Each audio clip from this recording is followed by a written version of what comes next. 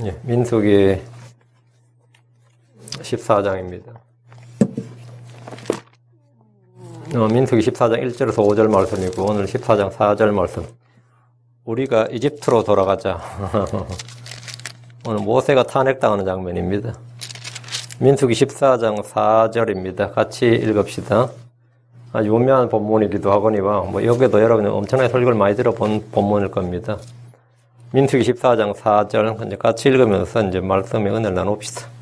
민수기 14장 4절 같이 읽습니다. 서로 이르되 우리가 대장 한 명을 세우고 이집트로 돌아가자며. 이집트로 돌아가자. 네, 이집트로 돌아가자. 가나안으로 올라가자. 이래야 정상인데 나오는 말이 이집트로 돌아가자 해야 되니 이집트에서 나온 지 얼마 된다고 그죠? 지금 이집트에 나온 지 얼마 안 되거든요. 이거 시내산 떠난 지도 얼마 안 되고 그러니까 시내산까지 온 지 2년 걸렸고 한 3년 좀 더 됐을까? 그 정도밖에 안 되는데 벌써 이집트로 돌아가자 그러니 참 황당한 케이스인데 이게 또 사람이죠. 예, 오늘 공부할 본문은 이스라엘 백성들이 외친 이집트로 돌아가자입니다. 그들은 가나안으로 올라가자 이렇게 외친 것이 아니라 이집트로 돌아가자 이렇게 외쳤습니다. 이집트에서 홍해를 건너 광야길로 시내산에 도착했고 거기서 하나님으로부터 율법을 받았습니다. 그리고 시내산을 떠나 가나안 땅 바로 앞까지 왔는데 우리가 이집트로 돌아가자고 한 것은 가나안 땅에 들어가는 것이 너무나 두려웠기 때문입니다. 사람이 하나님과 그분의 말씀을 두려워하면 아무것도 두려워하지 않고 두려울 것이 없습니다. 하나님을 두려워하지 않으면 모든 게 두렵습니다. 하나님을 두려워하지 않으면 모든 게 두렵고 하나님과 그분의 말씀을 두려워하면 두려울 게 없고 예. 하나님 우리에게 두려워하지 말라, fear not, 두려워하지 말라 이 말씀을 반복해서 하셨습니다. 완전한 사랑은 두려움을 쫓아냅니다. 하나님의 평강은 두려움을 이깁니다.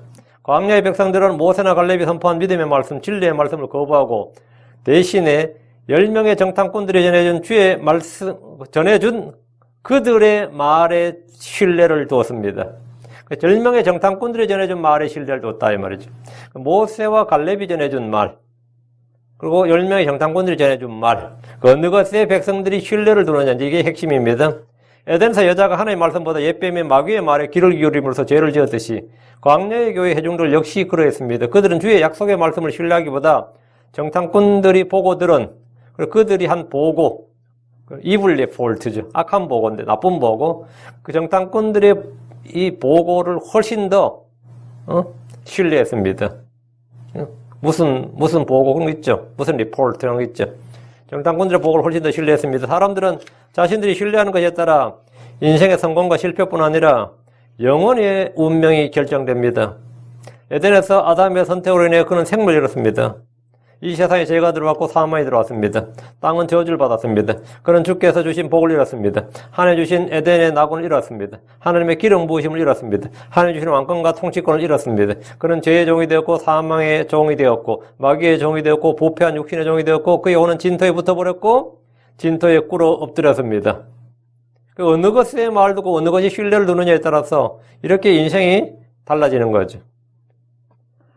아담이 하나님의 말씀 대신 여자의 말에 귀를 기울인 결과 그가 잃어버린 것은 한두 가지가 아니었습니다. 이스라엘이 주의 종 모세와 갈렙의 말을 벼쳐가고 10명의 정탐꾼들의 말을 들은 결과 그들은 주께서 주신 모든 약속의 보상과 상속과 유업을 다 잃어버렸습니다.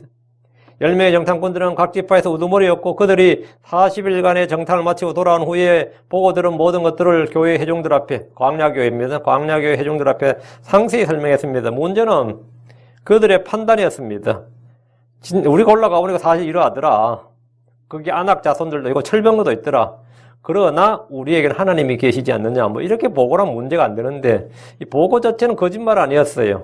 그들은 컸다. 맞죠? 땅이 좋았다. 다 맞는 말이고 그들 성곽도 하늘을 치솟았다. 그거 다 맞는 말인데 말이 거짓말 아니었어요. 문제는 그들의 판단이었습니다. 그들의 판단. 그러므로 아니면 그럼에도 불구하고 이 두 개에 그러므로 우리는 올라가지 못하리라. 이게 이제 정탐꾼들의 판단. 갈라디아는 그럼에도 불구하고 우리는 능히 이길 수 있다. 올라가서 당장 그 땅을 취하자. 이거죠. 그들은 보고 들은 것을 증언만 한 것이 아니라 이스라엘이 올라가는 것이 불가능하다. 우리가 올라가는 것은 불가능하다.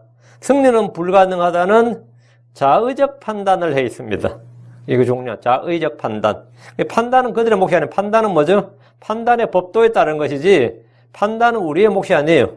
우리는 의로운 판단으로 판단하는 것이지 우리가 보고 들은 거 경험한 것으로 판단하는 게 아닙니다. 전문가들의 의견을 판단하는 게 아니라 우리는 언제나 뭐에 따라 겉모양으로 눈에 보이는 것으로 판단하지 않고 의로운 판단으로 판단의 법도를 따른다. 겉모양으로 판단하지 않고 판단의 법도를 따라야 되는데 판단의 법도가 뭡니까? 주의 말씀이지. 주의 말씀으로 판단을 해야 되는데 이 사람들은 자기들이 보고 들은 것으로 판단한 거예요. 응? 판단의 법도를 가지고 판단하느냐? 뭘로 판단하느냐? 이게 문제입니다. 판단은 하나님 하시는 거지. 판단은 하나님께 속한 것이다. 재판은 하나님께 속하였다. 그러죠? 그 재판이 저지입니다. 판단은 하나님께 속하였다. 우리가 사정이 이러한데 하나님께서는 어떻게 판단하시느냐? 모세는 어떻게 판단했고 갈렙은 어떻게 판단했고 나머지 정탐꾼은 어떻게 판단했느냐? 결국 이 판단의 문제죠. 육신적인 판단하느냐, 영적인 판단하느냐, 자의적인 판단하느냐, 의로운 판단하느냐, 이런 문제예요. 그들은 그 땅을 주시겠다는 뒤에 약속의 말씀보다 자신들의 생각과 판단을 훨씬 더 신뢰했습니다. 회중들은 이 10명의 정탐꾼들의 판단을 신뢰한 겁니다. 사람이 무엇을 신뢰하는가, 누구를 신뢰하는가, 이것은 그 사람의 인생을 결정짓는 가장 중요한 핵심입니다. 성경은 말합니다. 시편 37편 5절 내 길을 주께 맡기고 또 그분을 신뢰하라. 그분께서 그것을 이루시고 내 길을 주께 맡기고 그분을 신뢰하라. 또 그분을 신뢰하라. 이스라엘이 자기 길을 주께 맡기고 그분을 신뢰하면 그분께서 그것을 이루십니다. 가나안 땅 올라가서 가나안 땅을 차지하는 일은 누가 이룬다고요? 그분께서 이루신다고요. 시편 115편 9절 10절 오 이스라엘아 너는 주를 신뢰하라. 그분은 그들의 소음이시오 그들의 방패시로다. 오 아론의 집아 주를 신뢰하라. 그분은 그들의 도움이시오 그들의 방패시로다. 주를 두려워하는 자들아 너희는 주를 신뢰하라. 그분은 그들의 도움이시오 그들의 방패시로다. 계속 반복하는 게 나와. 신뢰하라. 그분은 그들의 도움이시오 그들의 방패시로다. 신뢰하지 않는다 이거죠. 광야의 백성들은 주와 그분의 말씀, 그분의 권능, 그분의 인도하심을 전혀 신뢰하지 않았습니다. 그들은 자신들의 동료들이 각 지파의 동료이자 각 지파의 우두머리였던 통치자들의 정탐 보고를 훨씬 더 신뢰했습니다. 그들은 백성들 앞에서 6가지를 말했습니다. 첫째, 우리가 능히 올라가서 그 백성을 치지 못하리라. 이게 첫 번째. 둘째, 그들은 우리보다 강하니라. 셋째, 그 땅은 거주민들을 삼키는 땅이니라. 넷째, 우리가 그 안에서 본 모든 백성은 키가 큰 사람들이다. 다섯째, 우리는 안악의 아들들과 거인들을 보았도다. 여섯째, 우리가 스스로 보기에도 우리가 메뚜기 같고 그들이 보기에도 그와 같았을 것이다. 이 6가지를 백성들 앞에 말했는데 이게 듣는 사람들의 마음에 깊은 낙심가들은 이게 완전히 통고처럼 파고든 거예요. 그 마음속 깊이 살과 뼈를 파고들어서 심정 속에 박힌 거예요. 이 6가지가. 이것은 10명의 정탐꾼들이 본 것 외에 그들의 판단과 믿음이 다 포함된 보고였습니다. 정탐꾼들은 가나안 땅에 없고 이스라엘에게는 있는 가장 중요한 한 가지 사실을 빼먹어버렸습니다. 가나안 땅에는 없고 우리에게는 있는 한 가지. 그게 뭡니까? 가나안 땅에는 없고 우리에게는 있는 한 가지. 그 한 가지를 잊어버렸고 빼버렸어요. 그들이 간과한 것은 우리 안에 강하신 하나님이 계시다. 우리 안에 거하시는 강하신 하나님. 우리를 위해 싸우시는 하나님이 계시다. 그들에게는 거인들이 있는데 우리에게는 하나님이 계시다. 크고 강하신 하나님이 계시다. 요사밧 왕을 보십시오. 역대기 20장 12절 오 우리 하나님의 주께서 그들을 심판하지 아니하시려나이까 우리를 치러 오는 이 큰 무리를 대적할 능력이 우리에게 없고 이건 우리 현실이야. 요사밧은 냉철하게 현실을 잘 파악한 거죠.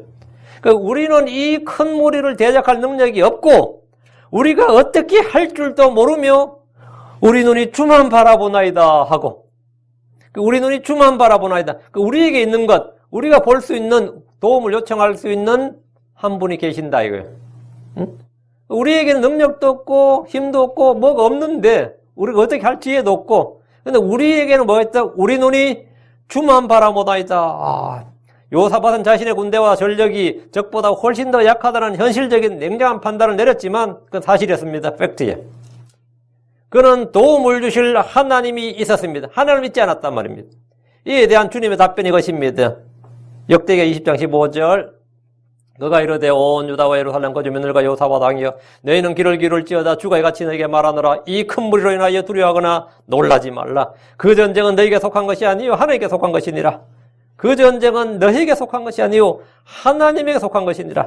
요사밧 왕은 현실을 무시하거나 외면한 사람이 아닙니다. 10명의 정탐꾼들은 적들의 강함과 크기를 보고 상세히 말했지만 자기들 가운데 계신 하나님, 더 크고 강하신 하나님에 대해서는 전혀 생각조차 하지 못했고 하나님의 도움을 아예 기대하지 말라.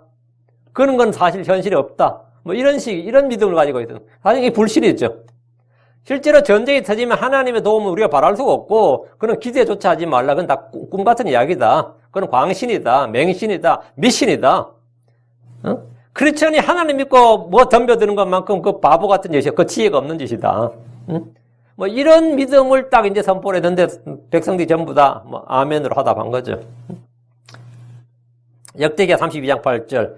그와 함께하는 것은 육신의 팔이나 우리와 함께하시는 이는 우리를 도우시고 우리의 싸움을 싸우시는 주 우리 하나님이시니라. 하면 백성의 유다 왕 히스기야의 말들로 인해 안심하니라. 자, 히스기야의 백성들은 광야의 백성들과 차이가 있었어요. 히스기야의 말을 들었다고. 사네립의 말, 랍사게의 말을 들은 게 아니라 히스기야의 말을 들었다고. 그 유다 왕 히스기야의 말들로 인해 안심하리라. 그 광야의 백성들은 모세의 말로 안심하니라 안 했어요. 모세의 말에 전혀 감동 못 받았어요. 전혀 수긍 못 했습니다. 갈렙의 말에 안심에는 전혀 아닙니다.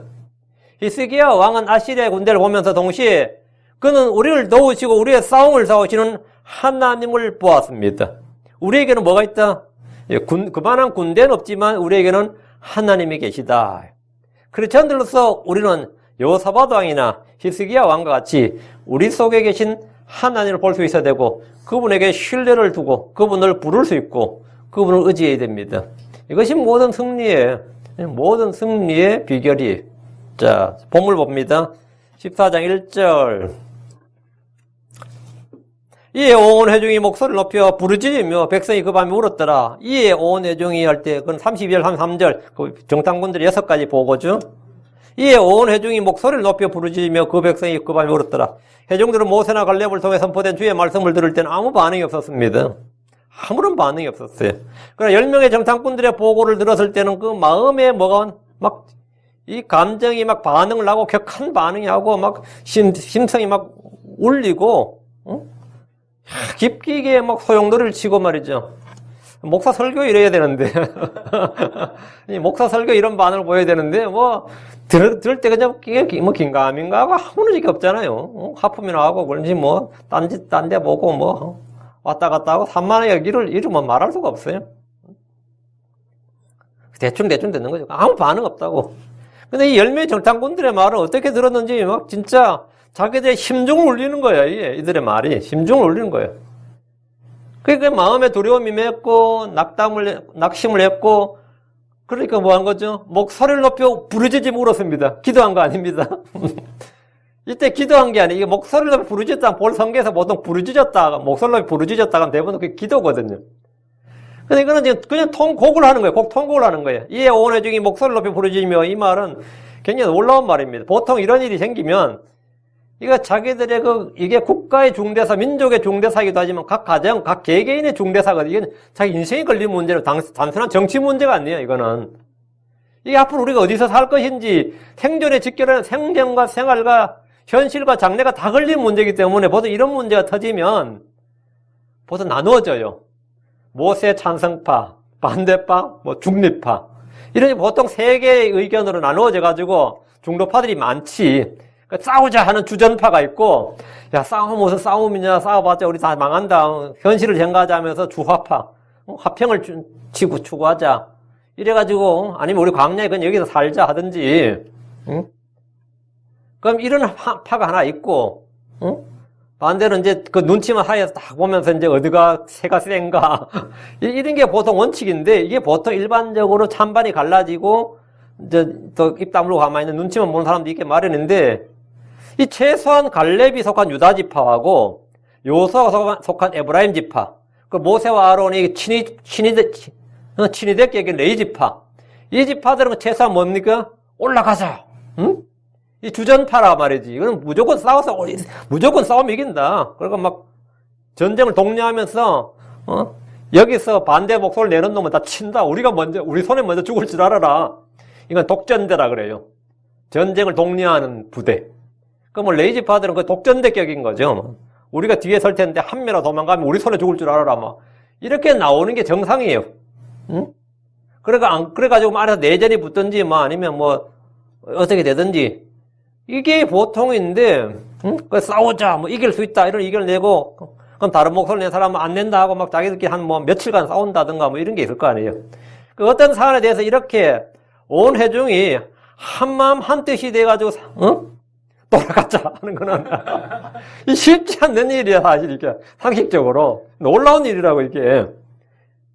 보통 다른 목소리를 기대할 수 있는데, 모세는 지금 다른 목소리를 기대할 수가 없는 거예요. 어떤 사안에서, 이렇게 중차대한 문제는 온 회중이 한마음으로 한뜻이 되어서 이 반대한다는 게 상식적으로 쉽지가 않습니다. 몰표가 나온 거예요, 이거는. 백성들이 목소리를 높여 부르짖었던 것은 기도하느라 부르짖은 것이 아닙니다. 그들의 부르짖음과 울음은 두려움과 낙심으로 생긴 불평 때문이었습니다. 2절 이스라엘의 모든 자손이 모세와 아론에게 불평하여 여보 모든 자손이 그러죠. 이스라엘의 모든 자손이 모세와 아론에게 불평하며 온 회중이 그들의 이르되 우리가 이집트 땅에서 죽었더라면 좋았으리라. 우리가 이 광야에서 죽었더라면 좋았으리라. 야, 이것도 참 무서운 말인데 지금 죽음이 두려워서 이러는 거 아니에요.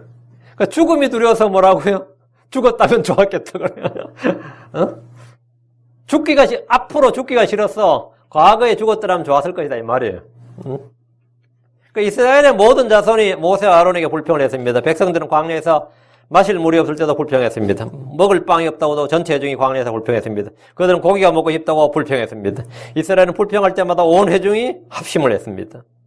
가데스에서 온 회중이 모세와 아론에게 불평했습니다. 온 회중이 모세와 아론에게 우리가 이집트에서 죽었더라면 좋았으리라. 우리가 이 광야에서 죽었더라면 좋았으리라 하였습니다. 이들은 앞으로 죽는 것이 두려워서 과거에 죽었더라면 좋았을 것이라고 합니다. 사마리아 성문에 있던 4명의 나병 환자들은 굶어 죽게 생겼죠. 굶어 죽게 생기니까 나병 환자들이 굶어 죽게 생기니까 자기들끼리 뭐라 그럽니까? 시리아 군대로 가자 이거야. 그들이 우리를 살려두면 우리가 살려냐? 그들이 우리를 죽이면 우리가 죽을 따름이라. 이래 죽나 저래 죽나 똑같으면 뭐라고요? 가서 죽자. 안 죽을 수도 있으니까. 이런 용기를 내가지고 시리아 군대로 갔단 말이에요. 갔다니만 시리아 군대가 다 도망가고 없었다고. 근데 광야의 백성들도 그냥 이까지 왔는데 뭐 이집트에서 가만히 있어도 우리가 죽었을 것이고 광야에서도 뭐 만나 없었으면 죽었을 것이고 홍해에서도 죽을 뻔했고 이래 죽나 자포시 우리는 여분의 인생 사는데 그때 이집트에서 죽었거나 광야에서 죽었거나 그럴 바에 차라리 뭐 올라가서 죽든지 뭐 매한가지다 이러면 어때요? 뭐 믿음은 아니겠지만 믿음은 아니지만 인간들이 그래도 깡은 있네. 그런 생각 들 거 아니에요, 그죠? 근데 이 광야의 백성들이 시리아 군대를 맞이한 4명의 그 나병 환자들만도 못했어요. 그런 용기가 없었습니다.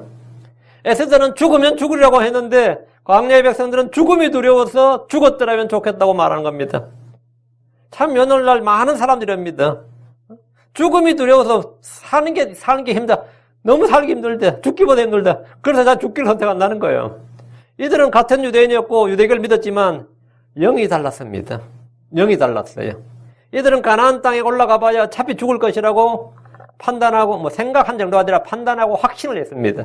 어차피 우리 가나안 땅에 가봐야 죽는다 이거예요. 죽을 바에야 이런 거죠. 이렇게 죽을 바에야 차라리 이집트에서 죽었거나 광야에서 죽었더라면 더 나을 것이라고 불평을 했는데 얘는 그들이 가나안 땅으로 절대 들어가지 않겠다는 의지와 맹세의 표현이었습니다. 이 말은 뭐 우린 절대로 가나안 땅에 안 올라간다 이거야. 모세 네가 무슨 말 하든지 성막에 구름이 아무리 떠올라도 우리 안 간다 이거야. 모세와 아론 앞에서 이들은 가나안 입성을 절대 반대한다고 지금 시위를 하고 있는 겁니다. 이제 밀란이 일어난 거예요 사실. 하나님의 약속이나 맹세는 무시한다. 하나님 우리를 위해 싸우신다, 승리를 주신다는 말은 우리에게 더 이상 유효하지 않다. 그런 말로 우리를 속일 생각하지 말아요. 우리는 하나님을 더 이상 신뢰할 수 없다. 우리는 더 이상 너희를 따를 수 없다는 공개적인 불만을 표출하고 항의한 겁니다. 어느 나라나 국민의 30% 정도가 연일 시위를 해도 정권이 붕괴된다 그래요. 국민의 30%가. 그러니까 서울 시민이 약 1000만이라 그러죠. 그러니까 서울 시민의 약 진짜 300만 정도가 나와서 일주일 이상에서 보름 정도를 시위를 하면 청와대를 눌러서 시위를 하든 뭐 국회 여의도에 와서 시위를 하면 그 정권이 붕괴된다고 봐요. 그 원리를 이용해서 이제 지난번 탄핵할 때 그렇게 했습니다. 그래서 막 그렇게 끌어모아가지고, 탄핵을 성공했던 거죠. 나는 성공한 겁니다. 그런데 지금 국민의 30% 정도가 아니라 광야의 회중들은 어떤 거죠? 온 회중이 들고 일어나서 불만 표출했기 때문에 모세와 아론의 권위와 지휘력은 완전히 붕괴가 되었고 그들은 실질적으로 완전히 탄핵이 된 겁니다. 백성들은 모세와 아론을 탄핵하고 새로운 지도부를 구성해서 가나안 땅으로 가는 대신에 새로운 진로를 모색하자. 우리가 이제 새로운 진로를 모색하겠다는 건데 하나님은 그들 가운데 계시면서 그들의 말을 다 들으셨습니다. 그들은 모세와 아론에게 말했지만 이는 사실 주 하나님의 말씀과 약속과 맹세를 거절하고 그들을 배척한 것입니다. 자기들 한가운데 계신 주님을 놔두고 지금 이러고 있는 거예요. 3절 어찌하여 주께서는 우리를 이 땅으로 데려와 칼에 쓰러지게 하는가? 우리의 아내와 자녀들이 탈취물이 되리니 우리가 이집트로 돌아가는 것이 낫지 아니하랴 하고 자 2절에서는 이제 모세와 아론에게 불평을 했고 이제 3절에서는 이제 주님께 불평하는 거죠. 어찌하여 주께서는 우리를 이 땅으로 데려와 칼에 쓰러지게 하는가? 모세와 아론에게 불평을 토로한 후에 곧바로 주님께 불평했습니다. 그들은 가나안 땅에 들어가는 순간 온 회중이 모두 전멸할 것임을 기정사실로 여겼고 이건 하나님께서 우리를 죽이시는 것이다 말이에요. 하나님께서 우리를 이 땅으로 데려오신 것은 이 땅을 약속하신 대로 이 땅을 우리가 주시기 위해서가 아니라 이 땅에서 우리를 모두 죽이시기 위해서 데려왔다고 말한 겁니다. 하나님 이 땅을 주시는 분이 아니라 우리를 죽이시려는 살인자고 거짓말쟁이란 겁니다. 이들은 선하신 하나님과 그 은혜가 풍성하신 하나님을 처음부터 살인자요 거짓말쟁이 거짓이 합인 마귀로 판단했습니다. 하나님을 마귀로 판단한 거예요. 마귀는 사람들에게 하나님에 대해서 잘못 생각하고 잘못 믿도록 유혹하고 시험합니다. 하나님에 대해 불평하고 악한 생각을 하게 합니다. 우리를 향한 하나님의 생각은 재앙이 아니라 평안입니다. 저주가 아니라 복입니다. 사망이 아니라 생명입니다. 예레미야 29장 11절 너희를 향해 내가 생각하는 생각을 내가 아노라. 그것은 평안을 주려는 생각이요 재앙을 주려는 생각이 아니니 곧 기대하던 결말을 너희에게 주려는 것이니라 주가 말하노라. 그러니까 주님께서 생각하는 거 뭐라고요? 평안을 주려는 생각이요 재앙을 주려는 생각이 아니다 이거예요. 하나님은 고의로 사람을 근심하게 하거나 슬프게 하시는 분이 아닙니다. 예레미야가 3장 3절 그분은 고의로 willingly 그분은 고의로 사람들의 자녀들을 근심하게 하거나 슬프게 하지 아니하시는도다. 하나님은 때로 시험을 주시거나 고통을 주시는 것은 그것을 통해서 단련받고 새롭게 되고 열매 맺게 하려는 겁니다. 광야 회중들은 주께서 가나안 땅으로 데려온 것은 여기서 자기들을 모두 죽이기 위해서라고 했습니다. 대체 이런 끔찍한 발상, 이런 끔찍한 상상, 그런 생각, 판단이 대체 어디서 온 겁니까? 이들은 정탐꾼들의 악한 보고를 들었고 100% 그대로 믿었습니다. 그들의 말이 무슨 하나님의 말씀이나 되는 것처럼 그렇게 믿었어요. 우리의 아내와 자녀들이 탈취물이 되리니 우리는 죽고 우리 아내와 자녀들은 뭐라고? 포로가 되고 노예가 된다 이 말이죠. 그들은 가나안 땅으로 올라가면 자기들은 죽고 아내와 자녀들은 그들의 노략물과 전리품이 될 것이라는 그런 말을 하고 있습니다. 전쟁에 패한 백성들의 아내와 자녀들이 전쟁 포로가 되고 노예가 되는 일은 당시의 관습이었습니다. 어느 나라나 예전엔 다 그랬습니다. 이들은 싸우기도 전에 패배를 선언했고 전쟁을 포기했습니다. 그렇다면 남은 일은 뭡니까? 남은 일. 우리가 이집트로 돌아가는 것이 낫지 아니하랴. 결국 그들은 가나안 땅에서 죽는 것보다 이집트로 돌아가 다시 종살을 하는 쪽이 낫다고 판단했습니다. 죽는 것보다는 그래도 종으로 살더라도 그게 더 나은 게 아니냐 이 말이죠. 결론은 이집트로 돌아가자는 겁니다. 그들은 이미 자유를 얻었지만 싸우다 죽는 것보다 돌아가서 종으로 사는 것이 더 낫지 않느냐는 겁니다. 하나님 그들에게 자유를 주셨습니다.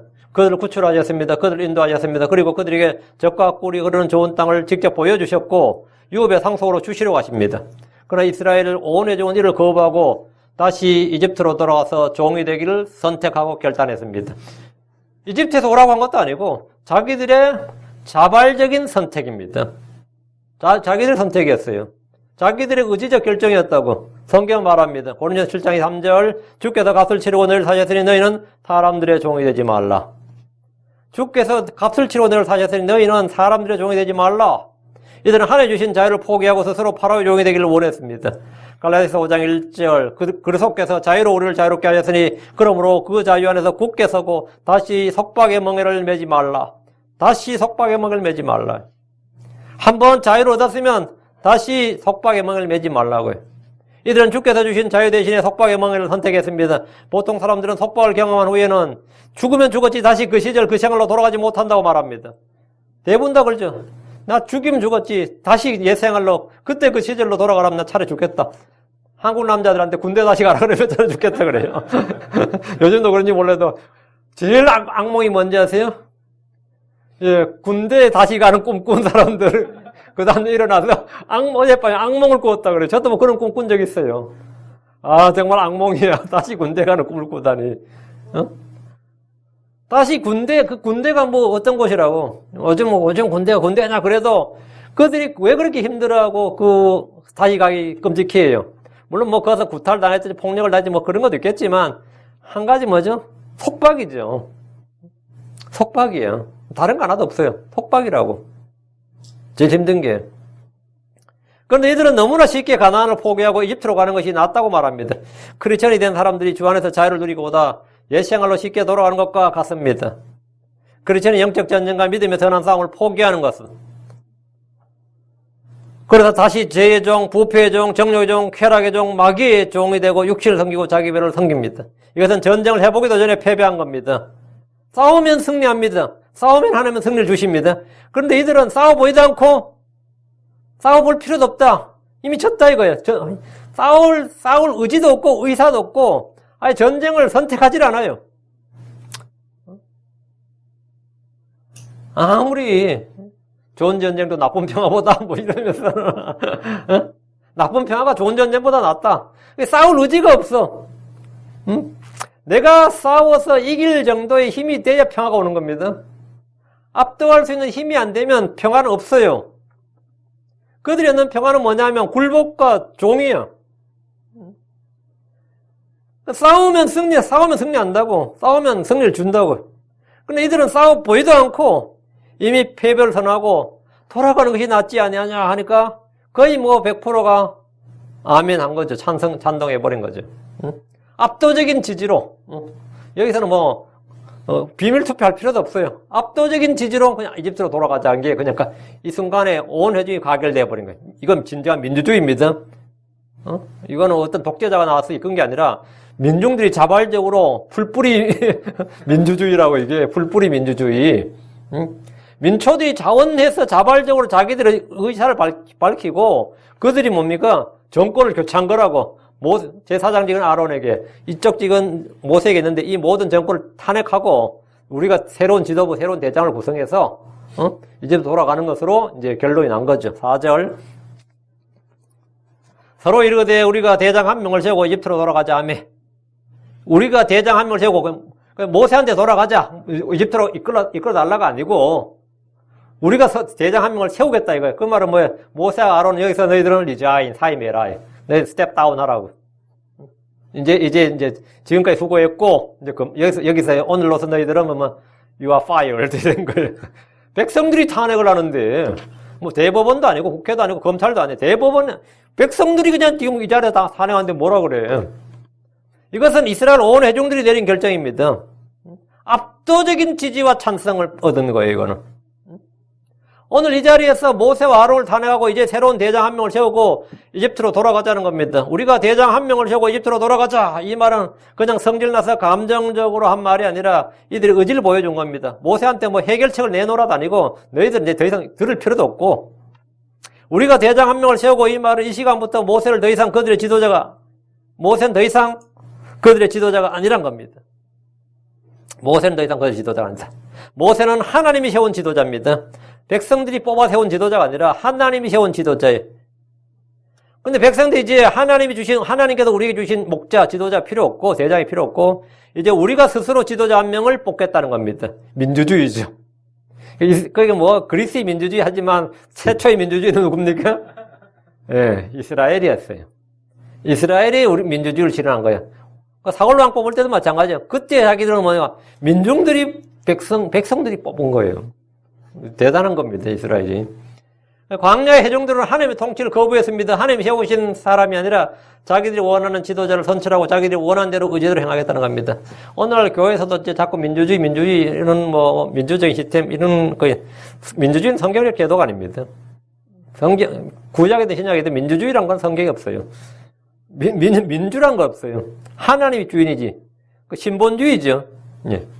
우리가 이집트로 돌아가자. 이것은 이들이 광야에서 내린 최악의 결정이었습니다. 그러나 모든 백성들이 찬성한 압도적인 그런 결정이었어요. 율법에 이르기를 신명기 17장 16절에 그러나 그는 자기를 위해 말을 많이 늘리지 말며 말을 많이 늘리려고 백성을 이집트로 돌아가게 하지 말지니라. 주께서 너에게 말씀하시기를 너희가 이후로는 그 길로 다시는 돌아가지 말라 하셨느니라. 하나님의 명령은 뭐라고요? 다시는 이집트로 돌아가지 말라고요. 심지어 말을 사기 위해서라도, 말을 늘리기 위해서라도 이집트로 돌아가지. 그런 경제적 이유에서라도 이집트로 돌아가는 일은 불허한다, 이거. 이스라엘은 어떤 경우에도 이집트로 돌아가서는 안 됩니다. 그러나 이들은 이미 이집트로 돌아가기로 결정을 했습니다. 정탐꾼들의 나쁜 보고를 들은 후에 더 이상 하나님의 인도하심이나 권능이나 함께 하시민 등에 대한 믿음 완전히 깨어지고 말았습니다. 이들은 가나안 땅에 들어가려 할 때는 정탐꾼들을 미리 보내자고 하며 신중에 신중을 기했지만 돌아가자는 일에 대해서는 조금도 망설임 없이 지체 없이 그냥 결정을 신속하게 진짜 결단력 있게 그냥 내렸어요. 우리 며칠이라도 생각해보자. 기도하면서 생각해보자. 의견을 취합해보자. 그게 아니라 그냥 정광석하고 같이 이집트로 돌아가자는 결정을 내린 거예요. 망설임이 없었습니다. 그들이 이날 아침에도 하나님 주시는 만나를 먹었고 낮에는 구름 기둥과 밤에는 불 기둥을 보았습니다. 그들 가운데서는 하나님의 성막이 있었습니다. 우리가 이집트로 돌아가자는 이 말은 하나님을 버리고 하나님과 맺은 언약을 버리고 하나님의 백성으로서의 지위를 포기하겠다는 겁니다. 사람이 불신에 빠지면 얼마나 어리석은 결정을 내릴 수 있는지를 보여주는 겁니다. 이집트에서 그들은 고된 노역과 종살이로 죽게 부르짖었습니다. 그게 불과 몇 년 전이에요. 뭐 한 세대가 지난 게 아닙니다. 몇 년 전이에요. 하나님의 구원을 통해 그들은 자유를 얻었습니다. 그들은 고통 가운데 부르짖다가 지금 자유를 얻은 거예요. 그런데 지금 이집트로 돌아가자고 합니다. 그때의 고통을 다 잊어버린 겁니다. 그들은 주와 그분의 법을 버리고 언약을 깨고 모든 걸 포기했지만 하나님은 이들을 버리지 않으셨습니다. 느헤미야 9장 16절 17절에 이 사건이 기록되어 있습니다. 느헤미야 9장 16절 17절 그러나 그들과 우리 조상들이 교만히 행하며 목을 굳게 하여 주의 명령에 귀를 기울이지 아니하고 순종하기를 거부하며 주께서 자기들 가운데서 행하신 이적들 깊이 생각하지 아니하고 목을 굳게 하며 반역하여 대장 하나를 임명하고 자기들을 속박한 곳으로 돌아가자 하였사오나 자기들을 속박한 곳으로 돌아가고자 하였으나 이집트로 돌아가자 이거죠. 오직 주는 항상 용서하신 하나님이시여 은혜로우시며 긍휼이 많으시며 분노하기를 더디하시며 큰 친절을 베푸시는 분이시므로 그들을 버리지 아니하셨나이다. 그런데 주님이 그들을 안 버리셨다. 사람은 주의 은혜와 인도를 받는 중에도 죄를 짓습니다. 그들 가운데 주께서 계시고 밤낮으로 인도하심에도 사람은 죄를 짓습니다. 이것이 성도들의 연약함입니다. 주님이 우리 가운데 계시면 내가 죄를 짓겠나 싶지만 짓습니다. 주님이 나와 함께 하시면 죄를 짓겠냐? 짓습니다. 지어요. 시편 기자는 광야 회중들이 이집트로 돌아가자는 결정을 내린 것에 대해서 이렇게 기록했습니다. 시편 106편 24절 25절 참으로 그들이 그 기쁨의 땅을 멸시하며 그분의 말씀을 믿지 아니하고 자기들의 장막에서 불평하며 주의 음성에 귀를 기울이지 아니하였도다. 불평하면서 믿지 않고 불평했다 이거예요. 그리고 주의 음성에 귀를 기울이지 않았다. 모든 실패와 실족함, 배교의 원인은 그분의 말씀을 믿지 않고 그분의 음성에 귀를 기울이지 않는 겁니다. 우리는 여기서 몇 가지 영적 교훈을 배울 수 있습니다. 첫째, 사람들의 말보다 하나님의 말씀에 신뢰를 둬야 된다. 사람들의 말보다는 하나님의 말씀에 신뢰를 둬야 돼요.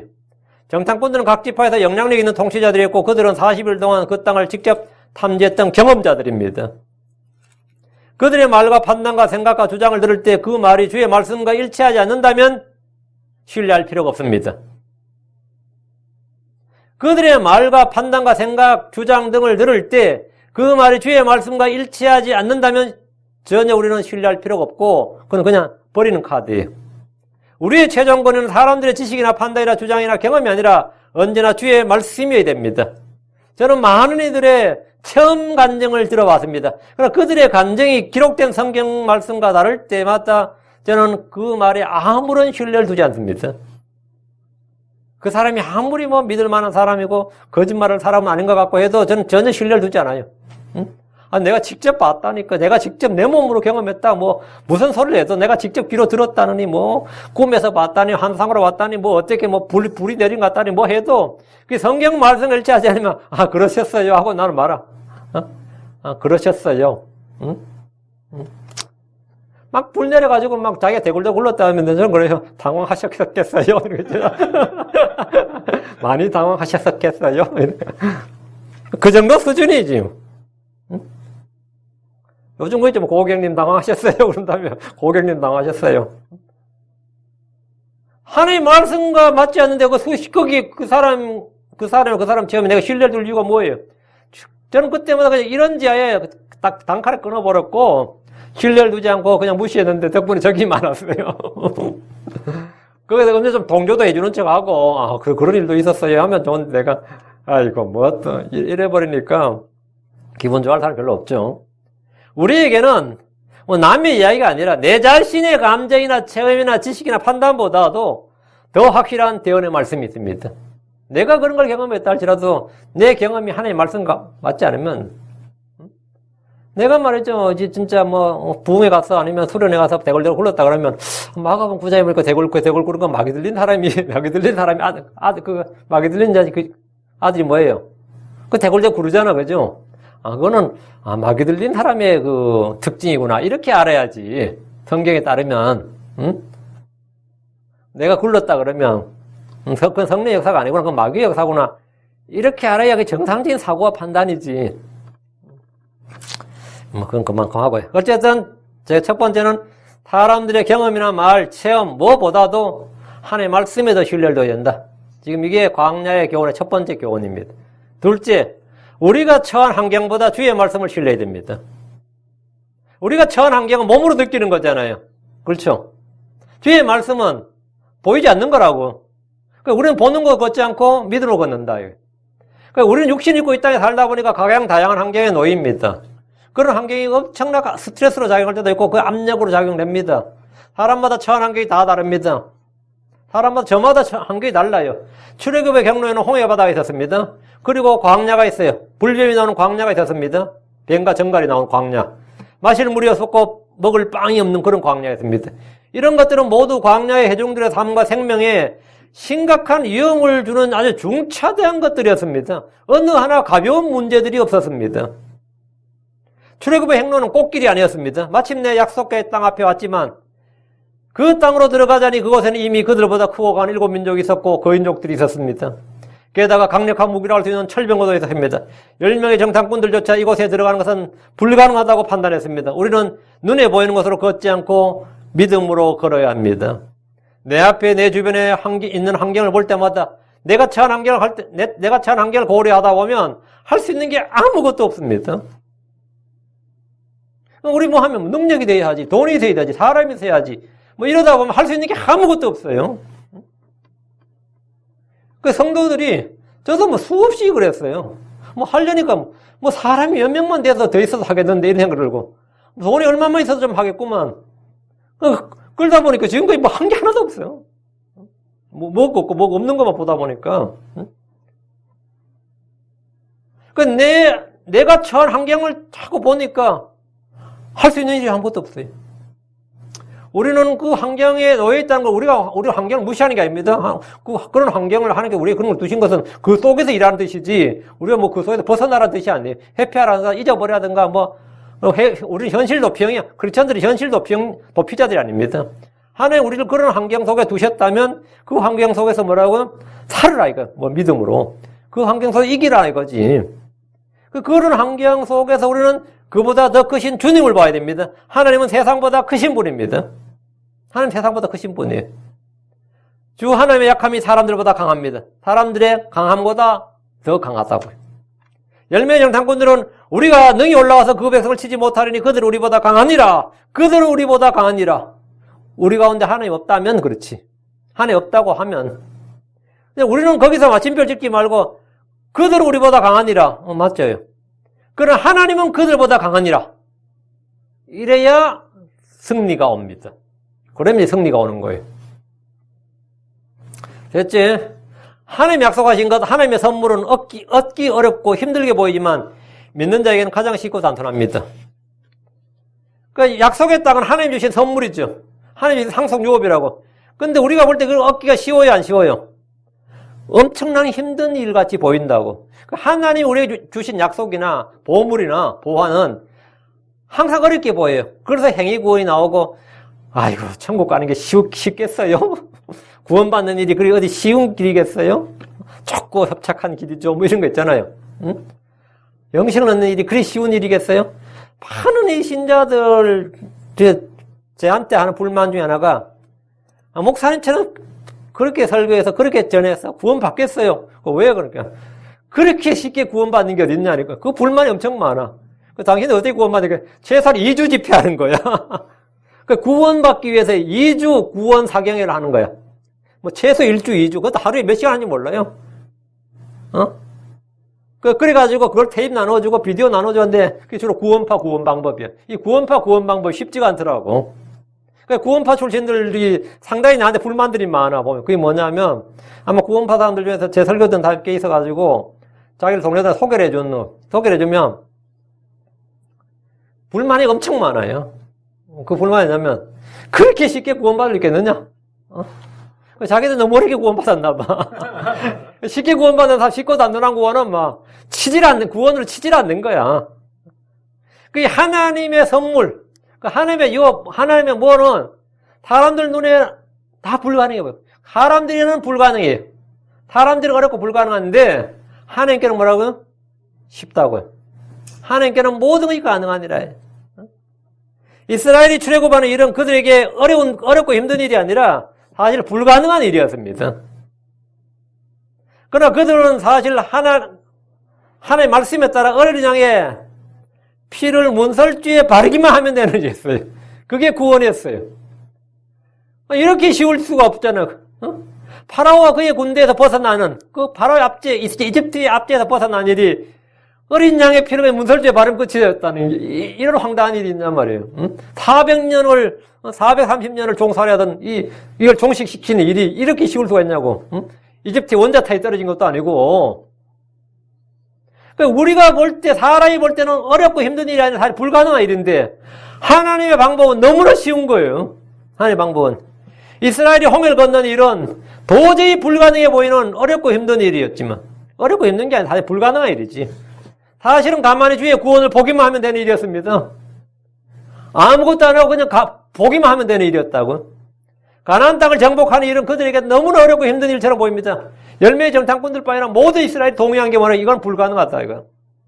그러나 주를 믿는 성도들에게 일은 너무나 쉽고 단순한 일이었습니다. 주께서 그들을 위해 앞서 나가서 싸우시기 때문에 그냥 들어가면 되는 겁니다. 들어가면 얻는 거예요. 하나님의 약속과 보상과 영광, 유업, 상속 등은 우리 힘으로 얻는 것이 아닙니다. 믿음으로 취하면 됩니다. 많은 크리스천들이 단순하고 쉬운 구원을 어렵게 만듭니다. 하나님 주신 복, 하늘의 영적인 복을 얻는 게 너무너무 어려운 일인 줄 압니다. 상속 유업을 얻는 일이 너무 어려운 일이야. 아닙니다. 평안을 얻고 기쁨을 얻는 일이 어려운 일이 아닙니다. 힘들고 불가능한 일이 아니에요. 나 같은 사람이 기도도 별로 안 하고 성경도 많이 안 읽는 나 같은 사람이 쉬운 일이에요. 응? 그게 말같이 쉽지 않습니다.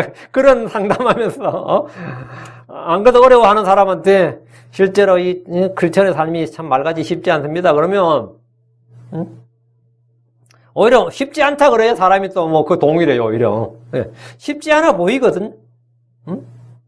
그냥 믿음으로 취하면 된다고요. 근데 많은 크리스천들이 너무나 이 쉬운 것을 어렵게 만들고 복잡하게 만들고 힘들게 만들고 불가능하게 만듭니다. 10명의 정탐꾼들이 이스라엘이 가나안 땅을 차지한 일을 뭐라고? 어렵고 힘든 일이다 하고 힘든 일처럼 보이게 만들었습니다. 갈렙이나 여호수아는 아니다. 우리는 올라가면 된다. 그냥 올라가면 취하면 된다고. 크리스천의 영적 삶은 힘들고 어려운 십자가의 길이다 이렇게 말하면 사람들이 대부분 다 아멘 할 겁니다. 하나님 왕국에 들어가는 일은 너무나 험난하다고 그럽니다. 좁고 협착한 길이다. 낙타가 바늘길을 통과하는 것보다 힘들다. 이러면 대부분 다 거기는 후궁을 해요. 그건 거짓입니다. 어렵고 힘들게 보이는 것은 마귀의 작전이에요. 10명의 정탐꾼들의 말과 같은 그 나쁜 보고입니다. 신앙생활은 결코 힘든 길이 아닙니다. 믿음으로 사는 삶이나 성령을 따라 사는 삶이나 자기를 부인하고 자기 십자가를 지는 이런 어렵고 힘든 생활, 실천 불가능한 삶이 아닙니다. 내가 영적으로 사는 것, 내가 육신의 어떤 습관, 제약된 습관, 정욕을 버리고 부패한 옛생활을 벗어버리고 내가 새롭게 그리스도 안에서 새로운 생명을 따라 사는 게 어려운 일이 아니에요. 뭐 술 끊고 담배 끊고 어려운 일 아닙니다. 예수 믿고 하는 게 어려운 일 아니에요. 어려운 줄 알고 뭐 하는 거예요? 그냥 자꾸 돌아가는 거지. 돌아가자 해서 이제 문제지. 믿는 자들은 믿음으로 구원받는 것처럼 역시 믿음으로 사는 겁니다. 사는 것도 믿음으로 사는 겁니다. 구원을 믿음으로 받듯이 사는 것도 믿음으로 살아요. 그래서 의인은 믿음으로 살리라. 구원만 믿음으로 받고 사는 건 우리 힘으로 사는 게 아니라 믿음으로 구원받은 사람은 사는 것도 믿음으로 살아요. 은혜로 구원받았으면 은혜로 사는 겁니다. 성령으로 구원받았으면 성령으로 사는 거예요. 값이 주어진 은혜로 생명을 얻었듯이 우리는 그 은혜로 사는 겁니다.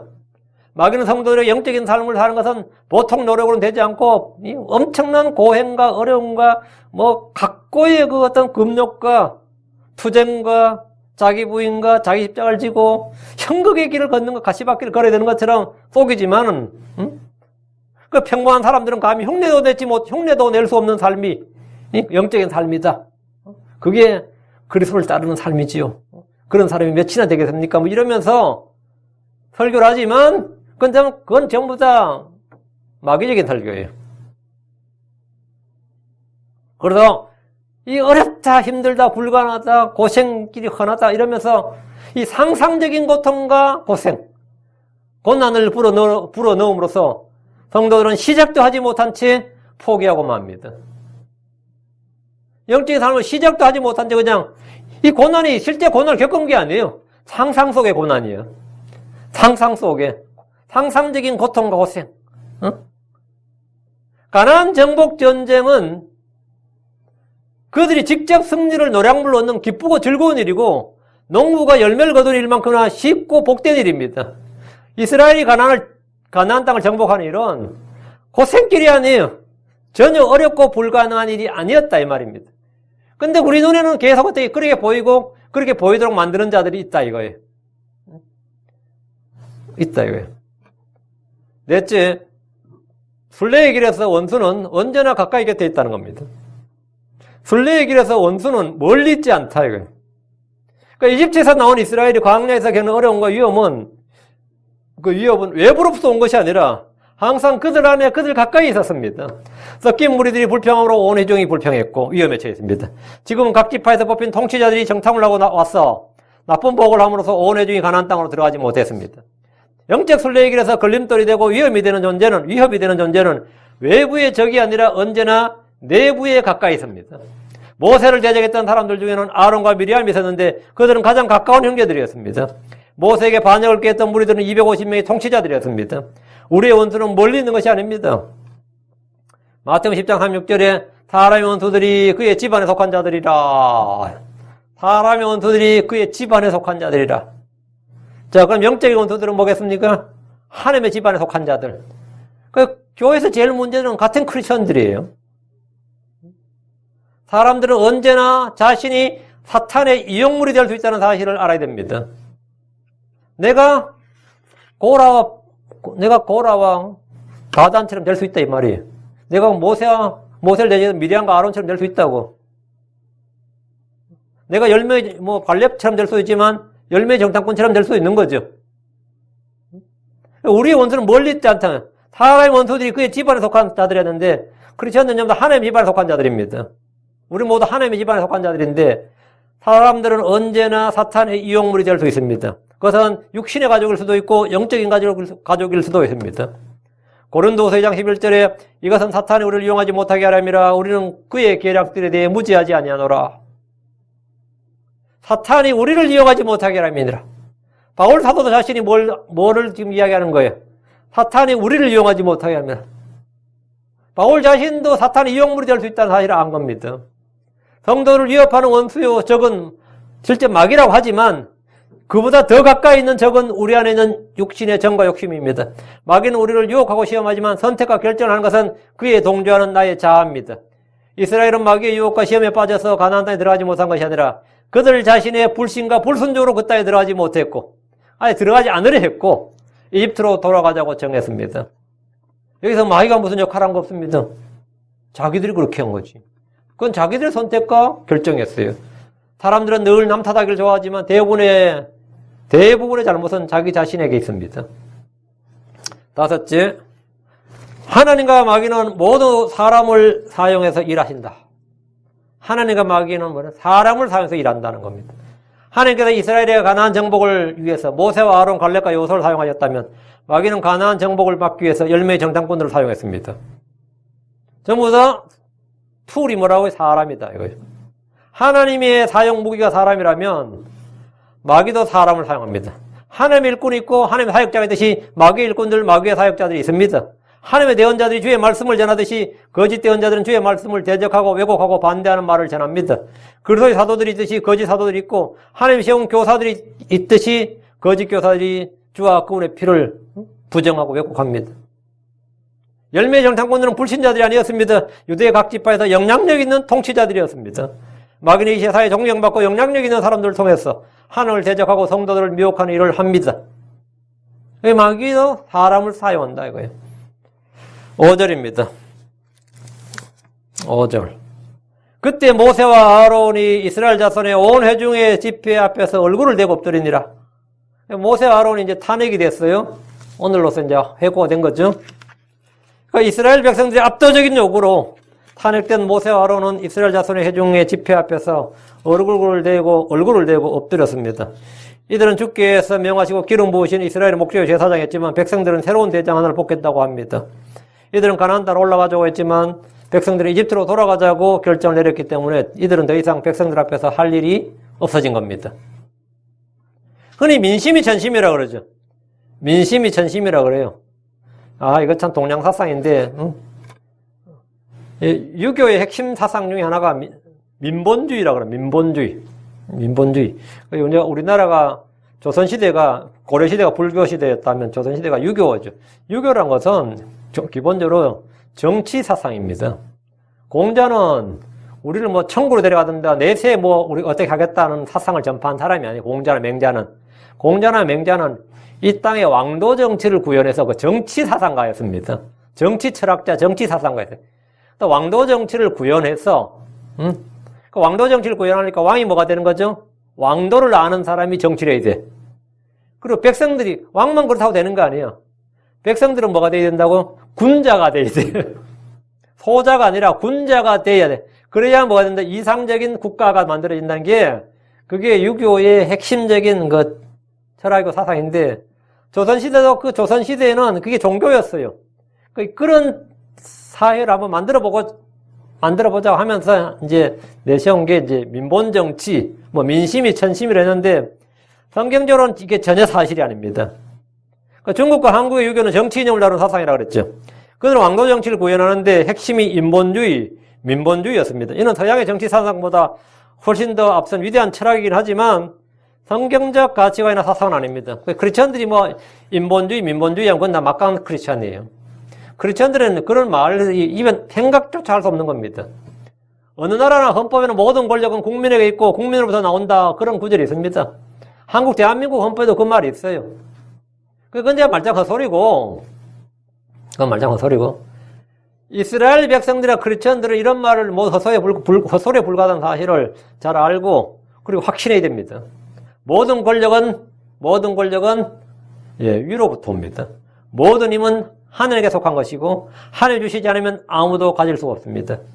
시편 62편 11절에 하나님께서 한 번 말씀하셨고 내가 두 번 들은 것이 이것이니 곧 권능은 하나님께 속하였다는 것이니라. 곧 권능은 하나님께 속하였다. 권능이 왜? 파워. 모든 파워는 그게 머니 파워든 폴리티컬 파워든 피플 파워든 이코노믹 파워든 군사력 무슨 밀리터리 파워 무슨 파워든 간에 파워란 파워는 뭐라고요? 모든 권능은 하나님께 속하였다. 정치 권력이든 경제 권력이든 시민의 권력이든 군사력이든 힘이란 힘은 모두 하나님께 속한 겁니다.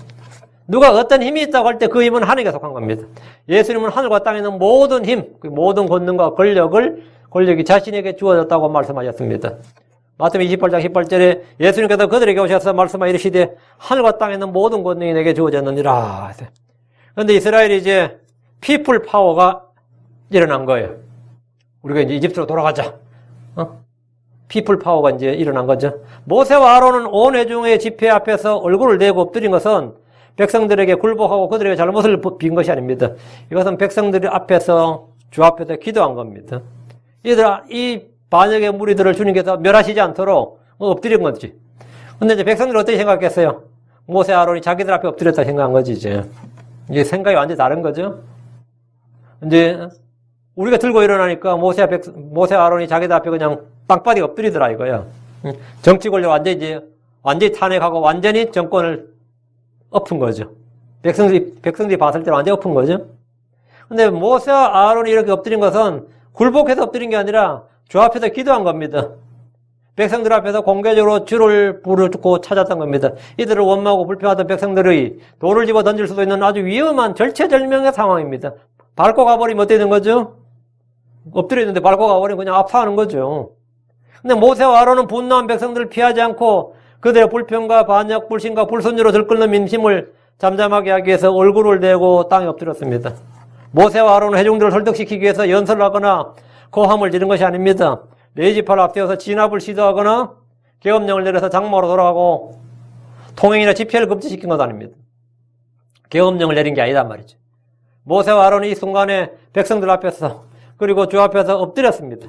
모세는 이들의 반역이 하나님에 대한 반역이요 하나님의 진노를 불러일으키는 일이고 멸망당하는 일임을 알았습니다. 그럼 이 자리에서 잘못한 짓 다 죽게 생겼다 이거죠. 원수들하고 싸워서 죽는 게 아니라 하나님 앞에서 멸망당하게 생긴 거예요. 하나님의 진노. 모세는 하나님을 알았어요. 그래서 모세는 하나님께서 이들을 멸하지 않도록 땅에 엎드렸습니다. 근데 백성들이 그걸 알까? 백성들이 그걸 알까? 모르죠. 모세와 백성들이 자기들이 들고 일어나니까 자기들 앞에 엎드렸다고 생각하겠죠, 당연히. 요건 이제 나머지는 다음 편에 계속 합시다. 이제, 이건 아주 흥미진진한 장면입니다, 아주. 예, 다음 편에 계속 합시다. 예, 자, 기도합시다.